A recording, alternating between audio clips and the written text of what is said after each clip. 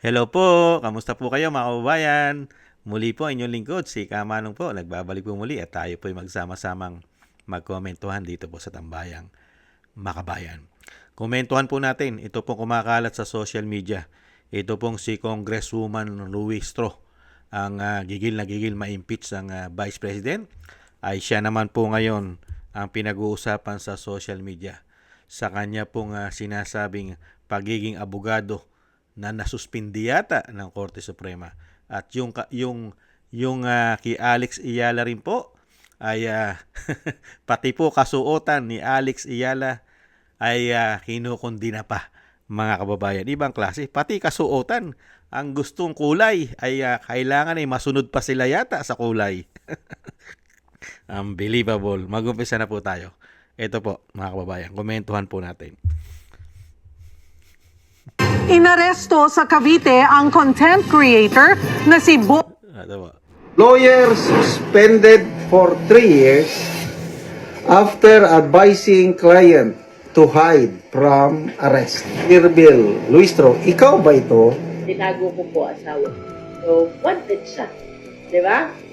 Kasi lawyer ako eh. Sinuspinde ng Korte Suprema ang isang abogado sa loob ng 3 taon matapos mapatunayang nagbigay ito ng payo sa kanyang kliyente na magtago upang makaiwas sa pag-aresto. Kasunod ng paglabas ng desisyon, ilang netizens ang nag-ugnay nito sa naging pahayag ni Batangas 2nd District Representative Jinky Luistro na naunang umamin sa isang panayam na tinulungan niyang magtago ang kanyang asawa matapos itong kasuhan ng panggagahasa. Karamihan nga sa mga social media users ang nagsabi na hindi malayong mangyari na maharap din si Luistro sa isang reklamong administratibo kung may maghahain ng kaukulang kaso.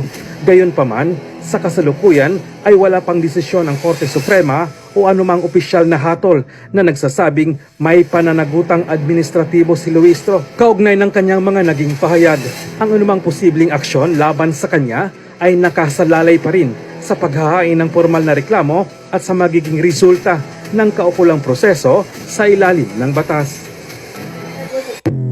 Yan po mga kabayan, ang isang issue po na kumakalat po ngayon sa social media mga kababayan. At yan po ay ibinlag na rin po ni General Macanas. 3 taon daw po na isususpinde ang pagiging abogado. At syempre po kung may maghahain po ng kaso, ay baka po tuluyan magkaroon po siya ng kaso. At syempre sa panahon po ngayon ay malabo pa po yan. Hintayin po natin yung tamang panahon. Pag napalitan na po ang Pangulo ng Bansa at ito'y at ang papalit ay manggagaling sa Mindanao, hindi lang po yan ang kaso na kakaharapin po yata nila. Isang damukal. Lalong-lalo po pagdating sa pagnanakaw ng pera ng taong bayan. Hindi po ba? Ito pa po mga kababayan, ito po. Dahil nagkaroon na po tayo ng champion sa tennis, sa women division. Hindi po ba? Sa katauhan po ni Alex Iyala. Pero pagdating po kay Luistro, pati kasuotan, kailangan daw po ang kulay. Bakit hindi nagsusuot ng blue at red? Kinwestiyon pa. Paano kung tanungin naman kayo ni Luistro? Tanungin naman kayo ni Alex Iyala na wag na kayong magnanakaw. Hindi po ba? Na wag kayong magnanakaw sa buwis namin. Ano kaya sasagutin mo? Ano naman kaya isasagot mo? Kung pagbawal na ka magnakaw ng buwis ng taong bayan, hindi po ba? Ang bihira itong mga tao na ito. No, excuse Ma'am, me. excuse me No, kasi no, no, no, no. Bakit si Alex Ayala lagi naka-green? Dapat mag-blue naman siya. Kaya siya inaangkin na DDS eh. Kaya nga, di ba? O kaya mag-red siya. Naka-pink po siya. Bakit si Alex Ayala lagi naka-green? Dapat mag-blue naman siya. Kaya siya inaangkin na DDS eh. Kaya nga, di ba? O kaya mag-red siya. Naka-pink. Mamaya. Dapat daw mag-red o blue. Isama na natin ang pink. Saka yellow. Kaya daw inaangkin ng DDS. Sino po ba umangkin? Pwede mo ba angkinin si Alex Iyala? Kung nakasuot itong green, DDS na, ganun po ba? May endorsement yan eh. Una-una, suot niya, may logo. May logo ng check. Ano po ba yung check? Di ba Nike? May endorsement siya. Binabayaran siya. Pati sapatos niya.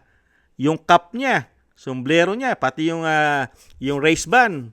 Di ba puro check? Puro Nike? Dapat, alamin mo muna. Bakit kulay green yung sinusuot niya? Hindi naman laging green ang sinusuot niya. Di ba? Minsan, nagpipink pa nga yan eh. Hindi po ba? May mga kasuotan po siya na hindi lang puro green. Kaya lang pagdating po rito mga kababayan, dahil nga sila po'y sila po'y tinatawag na naaalibadbaran, nabubuwisit sa kulay green. Dahil ang kulay green po, yan po ang tatapos sa kanilang mga ginawang kababuyan, kawalangyaan, at isang damukal na pagnanakaw sa buwis ng taong bayan. Di umano. Lalong-lalo po yung kulay na yan ay manggagaling pa sa Mindanao. Hindi po ba? Hiyang-hiya naman tayo kay Luistro. Eh kung ikukumpara mo naman, magsuot ka ng blue, magsuot ka ng red, pumunta ka sa ibang bansa, hindi ba minumura yung yung sinasabing nakapula, yung sinasabing naka-blue? Di ba minumura ng mga Pilipino? Sinasabihang magnanakaw, ibalik nyo ninakaw nyo. Pati nga yung tagapagsinungaling ng Malacanang, minumura sa ibang bansa, lalo-lalo sa Canada. Hindi ba minumura sila ron? Di ba? Yan ba sasabihin mo magiging proud ka sa sa kulay red, sa kulay blue, sa kulay pink, sa kulay yellow? Pagdating sa ibang bansa, minumura ng mga Pilipino dahil magnanakaw. Hindi po ba? Eh buti nga itong si Alex Ayala. Nagsumikap ito. Nagsumikap para po marating niya ang rurok ng tagumpay. Hindi po siya nagsikap magnakaw sa pera ng taong bayan para yumaman, para umasenso. Hindi po ba? Dapat po yan ang tularan. Nagsusumikap. Hindi nagsusumikap maging politiko. Tapos, mababalitaan mo, mas mayaman pa kay Alex Ayala. Dahil sa dami ng pinagnanakaw sa buwis ng taong bayan, di umano. At dito naman po sa isang issue mga kababayan, sana naman po totoo. Totoo naman po sana itong kumakalat na balita, kahit papaano po mga kababayan, ay nabigyan ng konting katarungan yung ginawa niya pong pagtatago sa kanyang asawa na may kaso ng pagmumolestya ng kabataan. Hindi po ba? At sana po ay totoo po yan. 3 taon po yan na suspinde ang kanyang pagiging abogado. Hindi po ba? Ibig sabihin, meron pong nakita ang Korte Suprema na paglabag.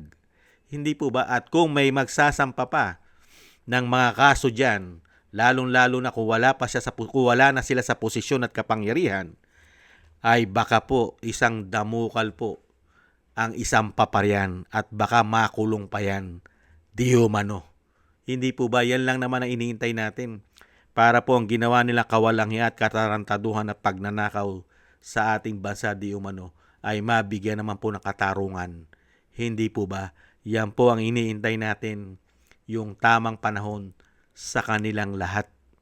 Hindi po ba? Kung ang inaatupag mo, kisa po, pati kulay na damit. Ngayon may issue ka pa na ikaw ay pinatawan ng suspendido o suspension ng 3 taon. Kung ang inaatupag mo, imbestigahan ng korupsyon. Baka makita ng taong bayan na hindi ka magnanakaw. Di umano. Hindi mo iniimbestigahan eh. Ang iniimbestigahan mo, yung hindi magnanakaw. Di umano. Hindi po ba? Kaya po mga kababayan, ginawa po nilang sindikato ang ating bansa. Ganun po talaga eh. Dahil sindikato, mga silaw sa kayamanan at timawa sa pera ng taong bayan. Dahil gustong-gusto po nila easy money, mabilis na pagyaman na walang kahirap-hirap. Hindi katulad ni Alex Ayala. Talagang step by step ang nangyari po sa kanya. Kaya hahangaan mo. Kaya nga sa bawat bansa na pupuntahan ni Alex Ayala, pinapalakpakan siya at hinahangaan. Kasama na po ang ating bansa. Pero itong grupo ngayon ng Binagoong Pilipinas sa mga bansa na pinupuntahan nila ay minumura naman sila. Ganyan po ang difference, mga kabayan. Itong Pangulo at kanyang mga kaalyado ay nakakatanggap ng mura. Hindi po ba? Hindi lang po yan. Kahit naman po sa Pilipinas Hindi po ba? Hindi nga lang po ibinabalita ng mainstream media. Hindi po ba? Maraming salamat po mga kababayan at tayo po'y natutuwa kung ito po'y totoo. Ito kumakalat na balita na ang Supreme Court ay naglabas ng desisyon na isuspinde ang pagiging abogado ni Luis Tro. At sana po dumating ang tamang panahon na isa-isa na po silang makarma di umano. Maraming salamat po mga kabayan sa inyo pong pagtangkilik ng Tambayang Makabayan sa YouTube at TikTok. At ganoon din po sa inyo pong mga comment, like, share, and subscribe at patuloy po nagsusubscribe. Salamat po sa inyo. Shoutout po sa inyo lahat. At thank you rin po sa mga nagbibigay po ng tulong at biyaya. Shoutout po kay Eric Hercio from Canada, kay Jim Aris from United Arab Emirates, Annie Jo, kay Tatay Nick from Toronto, Canada, Jesus Valdepena, Rolando Guerrero, Mila Yi, Felipe Shapno from Texas, USA, Ma'am LB Sermani from North Miami, Florida, USA, Mika Legaspi, Frank Zamora from California, USA, at Rolando de Binagracia from Bacolod City. Shoutout po sa inyo lahat. Thank you po. Ingat-ingat po kayo, lalo-lalo po sa inyo po mga paggawa. Tis-tis lang po tayo mga kabayan. At ingat-ingat po kayo. God bless po. Muli po. Paalam. Bye-bye.